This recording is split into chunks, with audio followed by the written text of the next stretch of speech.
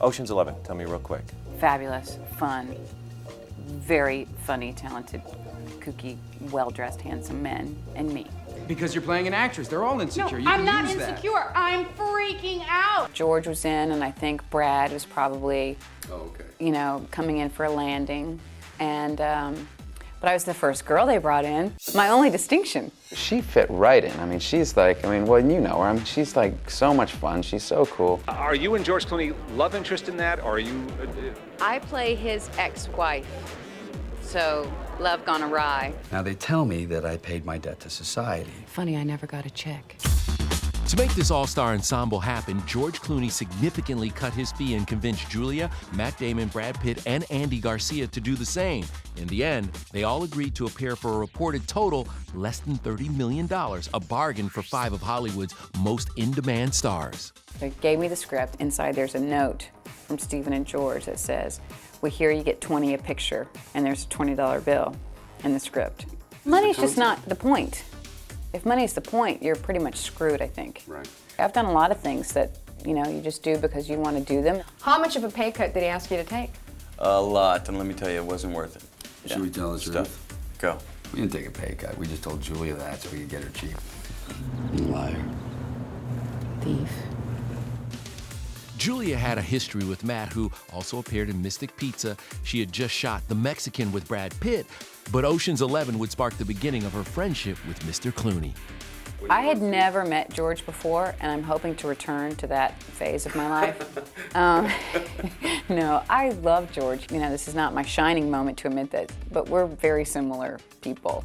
We're both kind of idiots, like goofy, silly. Anything to keep people like entertained on a movie set. There was much pranking going on. I'm paranoid. I'm a paranoid guy. Yeah, watch your back, Brad. The cast stayed at the Bellagio during filming in Las Vegas, and that dorm-like environment led to some dorm-like behavior. Who was the biggest ringleader? Probably George, with Matt a close second. The thing about George's pranks are, for the most part, they're pretty brilliant, and most of them kind of play out over time. I made the mistake of lending out my room key, and then it hit me. What did I do? What did I do? And for the next 2 months, I would come home and spend about 45 minutes searching my room. Practical jokers? If I start telling what George did, then George is going to start telling what I did.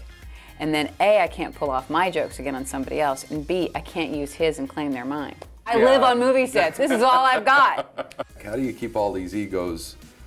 Are they all checked at the door when they come in? Well, liquor is like that's the one-word answer. None of us party. George doesn't party. George spends a lot of time with his prayer group.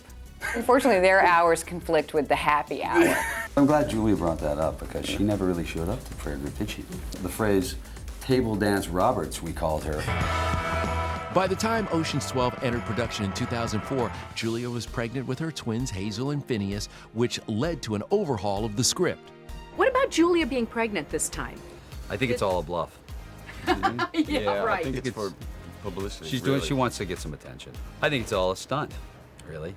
Does she really need to be rushing this quickly? In Thailand, mothers routinely give birth in rice paddies and then go right back to work. These are all my brothers, big brothers and little brothers, and here I show up pregnant, and they're all excited and feeding me and taking care of me. You'd be good. We can never let this dream fade away. If we could get Tess and Danny back one more time, where are they? What are they doing? Robbing banks. Yeah. Bonnie and Clyde kind of stuff. Well, that's No? That's too violent. We're sneaky ninja thieves. We want to do like an Ocean's 14 where we're just all really old and everything we try to do, we throw our bags out. Okay, I didn't hear replacement. Oh my. Ocean's 70.